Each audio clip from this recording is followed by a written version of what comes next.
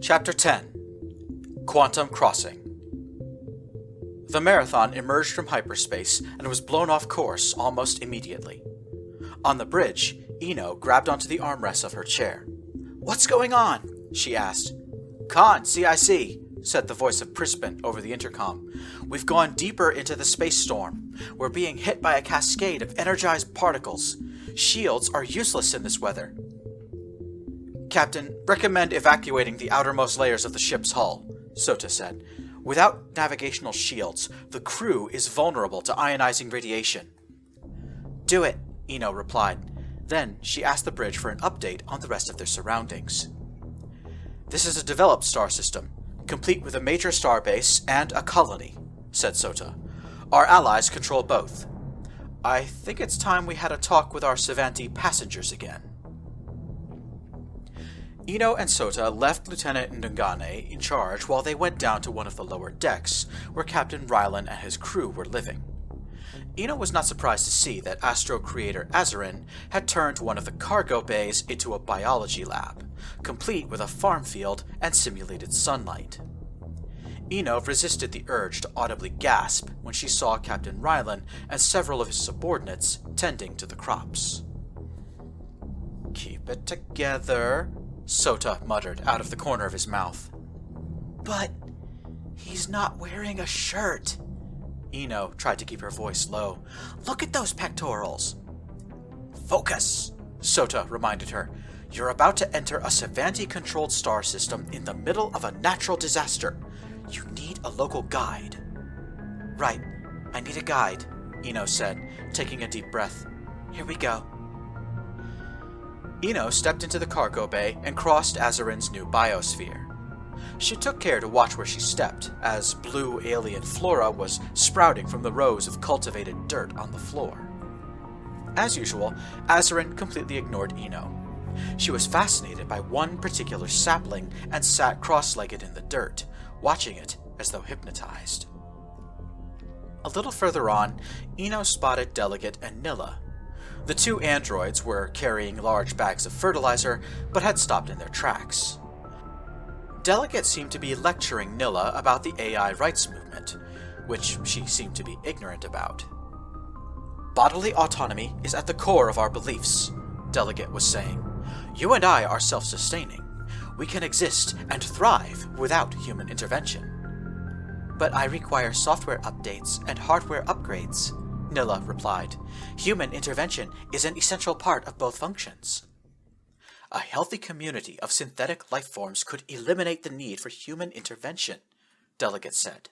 "And you would be more than welcome among our ranks when we acquire a homeworld of our own." Ino's heart rattled against her rib cage, as though trying to escape while she and Sota approached Captain Rylan, who was giving directions to a few of the other Savanti crew members. "I want an update on the hydration system," he was saying. "My scanner shows the topsoil isn't saturating at the rates Azarin was looking for." Rylan tapped the optical implant next to his eye, then turned to face Ino. Suddenly, Ino felt very hot. She reached up and rubbed the back of her neck as a prickling sensation worked its way up her spine. Rylan shifted uncomfortably. This time, Ino noticed Rylan's behavior, and a tiny voice in the back of her mind declared it would not be a bad thing if Rylan allowed his eyes to wander below Ino's neckline. "Ahem. Your pilots performed well against our pursuers," Rylan said, trying to break the awkward pause. "I only wish my people were able to lend some assistance in the fight." "When we were at battle stations, did all of your crew hunker down in the cargo bay?"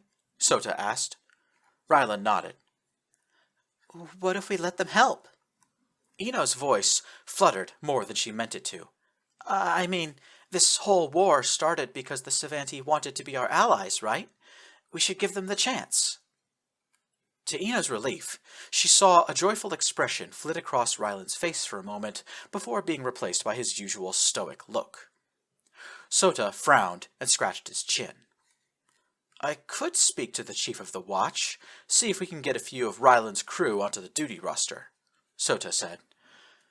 Many of my crew are willing to earn their keep on your ship, Rylan said, and they are quite restless after that encounter with the enemy. I'll gladly put them to work with your permission. Sota nodded. I'll talk to Zhao Hui, Captain. Don't forget the reason you came down here. Then Sota headed for the door, leaving Ino alone with Rylan. The two officers had trouble looking at each other. Was there something else I can help you with? Rylan said, busying himself with one of Azarin's saplings.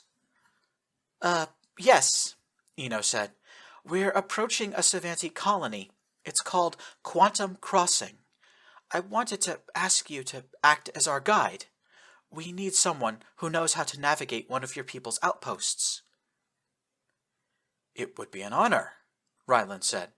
Quantum Crossing is a Type 2 habitat station, similar to Binary Basin, where I was born and raised. Also, a few of my political allies are at Quantum Crossing.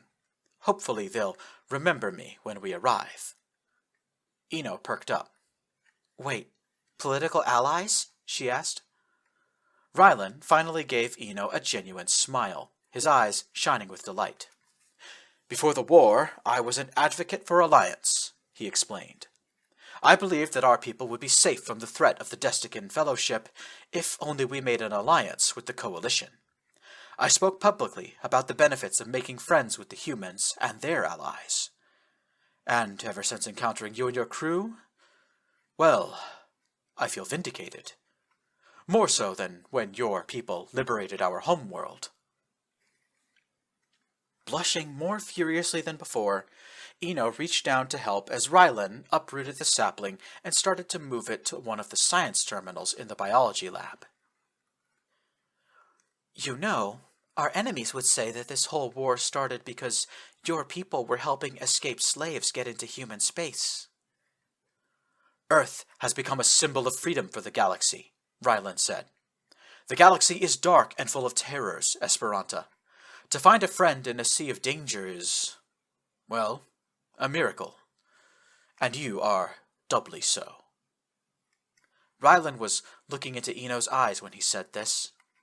Ino's heart was pounding so hard that it might burst out of her chest. She and Rylan put down the sapling transplant, and Ino noticed just how much her hands were sweating. That's high praise, Ino stammered. Thank you. According to Acting Ensign Yamada, the new helm operator, it would take roughly 4 days to reach Quantum Crossing from the hyperlane exit point. The cosmic storm is hampering our impulse engines, Yamada said. This trip would normally take about a day. What about our enemies, the Kailasha? Ino asked. They burn time repairing the damage we inflicted. They still have to get to the hyperlane, spool up their hyperdrive, make the jump, enter the system, and then follow us to Quantum Crossing. It'll take them at least a week or more to catch up to us. Good, said Captain Rylan. That will give us plenty of time to prepare for Quantum Crossing. Now that Ino had given permission, the hundreds of Savanti soldiers, officers, and crew rescued from the Addimash were being integrated into the Marathon's crew. Ino was delighted to see that Rylan's crew took to their new work with vigor. Rylan explained that most Savanti were born and raised on either habitat stations or starships. Doing repair and upkeep on a carrier was second nature to them. You could say we are natural engineers, Rylan bragged. Mechanics, electronics, manufacturing, architecture, metallurgy. It is our national passion. Rylan's voice became melodic, as though talking about metallurgy and electronics was putting him in a musical mood. Perhaps I should study up on your people's culture before we reach Quantum Crossing, Ino said. Can I ask you to, tutor me? The instant the words were out of Ino's mouth, she regretted them. She blushed so intensely that Ino's hair could have caught fire. But Rylan simply answered, But of course, Captain Esperanta. Later that night, Sota and Elodie found Ino in the officers' mess. Dear God in heaven, that man has you under his spell, Elodie teased, punching Ino's arm. I left you alone for 5 minutes, and you asked him on the most awkward date imaginable, Sota added. It's not a date, Ino squealed, burying her face in her hands. It just kinda spilled out. Spilled out, huh? Elodie replied with a sly smile. Be careful with those loose lips, Esperanta. Half the crew already knows that Axiom's voice turns you on. If your cyborg crush finds out, game over. How did that get out? Ino groaned. Wait, don't answer that. I think I know. Ino pulled her long hair forward and covered her face. Then she uttered every curse word in the English, Spanish, and Esperanto languages. So, where are you going to be meeting Captain Quinn for your private tutoring session? Elodie drew the words out in a teasing voice, while Sota rolled his eyes. Virtual combat simulator, Ino replied. I asked Axiom to rig up a replica of Quantum Crossing for us. Elodie let out a shuddering sigh and swooned. Ah, the VCS. That's the best place for a date. Something's wrong with you, Liechtenstein, Sota said. What's your point? Ino met Rylan at the VCS at the end of the duty day. Thankfully, he was fully dressed this time. Because of her nerves, Ino had arrived early and already changed into her skin-tight feedback suit, typically used by VCS operators. She offered him a VR helmet before donning one of her own. Please, take me on a tour of your world. Rylan led her into the simulator. The two commanders found themselves inside a recreation of the Quantum Crossing habitat station. A combination of holograms, energy fields, and cleverly designed illusions allowed the simulated environment to not only look real, but smell, sound, and feel just as lifelike. Wow! What a city! Ino breathed, looking around.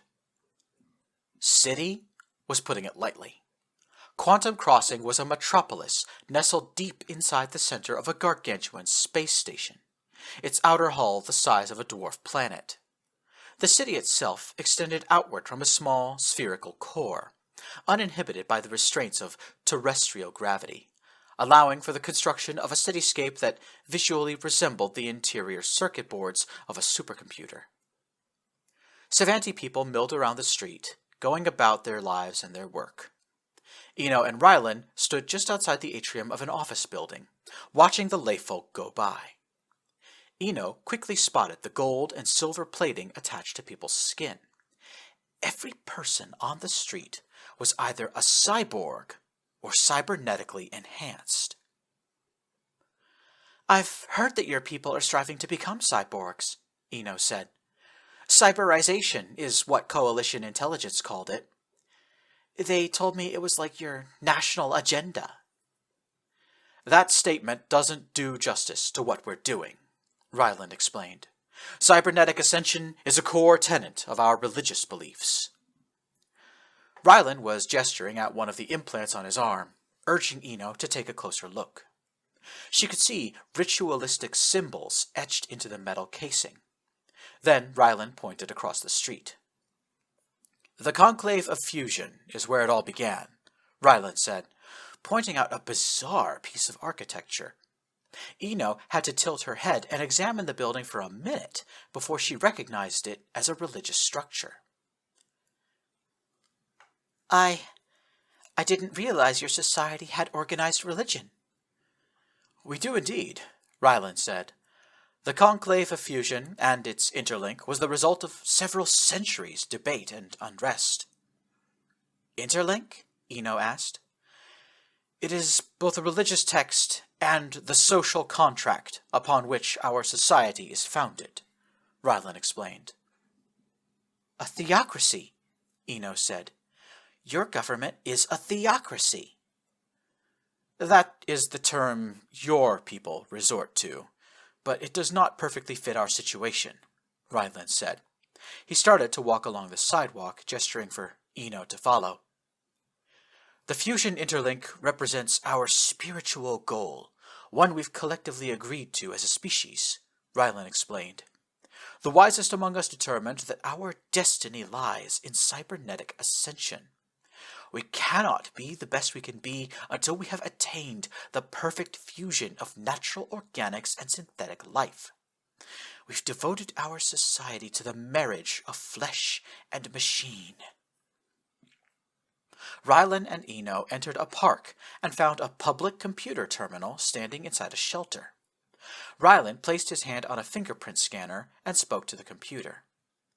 My name is Rylan Quinn, rank of Captain in the ACA Armed Forces. Home on record is Binary Basin. I am visiting Quantum Crossing and need lodging. Stand by for housing data, the public computer replied. Biometric data processed. Your request for temporary lodging is processed. Does the computer use biometric data to look up your banking information? Ino asked. Is that how you pay for housing? As part of the fusion interlink, we are starting to phase out the concept of currency and wealth, Rylan explained. We have not fully eliminated money from our society yet, but it has been partially excised from the housing industry. When we arrive at the real Quantum Crossing, we will not be expected to pay for housing. However, the computer spoke again. Downloading data about your spacecraft now. Please stand by for an estimate of repair costs. Rylan sighed. The Harbor Master will charge a fee for repairs to your vessel, as well as restocking your provisions. The public computer generated some housing data for Rylan, and he guided her through the city toward the address. Ino quickly noticed that Quantum Crossing was a pedestrian city, with very wide avenues and open-air markets. Public transport consisted of a monorail train that zipped from one station to the next at blinding speed. Looking around, Ino spotted several monorail lines. The only motorized vehicles on the streets were electric trucks, hauling construction equipment used to do maintenance work on the Habitat station. Finally, Ino and Rylan reached a towering complex of residential buildings. These are temporary housing units for visiting starship crews, Rylan explained. If we are able to communicate with the Habitat before docking, then both your crew and my own will be assigned units in advance. Rylan and Ino paused in the courtyard outside of the tower. Ino watched as two simulated Savanti people met and introduced themselves. One of them made a hand gesture that Ino found unfamiliar. Captain Quinn, when we get to Quantum Crossing, I'd like you to stay near me. The alliance between your people and mine is still very new, and I want to, tread carefully. I want to appear friendly and not cause offense. Ino had an ulterior motive. Of course it was true she wanted to respect Savanti customs and preserve the nascent alliance between humans and Savanti, but Ino also wanted to spend more time with Rylan. His presence was intoxicating, and Ino wanted more. Of course, I'll be happy to help, Rylan answered quickly, without taking time to think. This time, Ino noticed the undertone in Rylan's voice. When their time in the VCS ended, Ino and Rylan parted ways. Ino was heading back to the locker room to change out of her feedback suit. She offered to take Rylan's VR helmet with her, and as he handed it over, Ino reached out one hand. I look forward to working with you, she said. And I too, Rylan agreed. He shook Ino's hand, and both of them held on for way too long. Ino felt herself blushing, and spotted some color in Rylan's cheeks before looking away. As soon as Rylan left the virtual combat simulator, Ino skipped into the locker room, her heart lighter than it had been in weeks.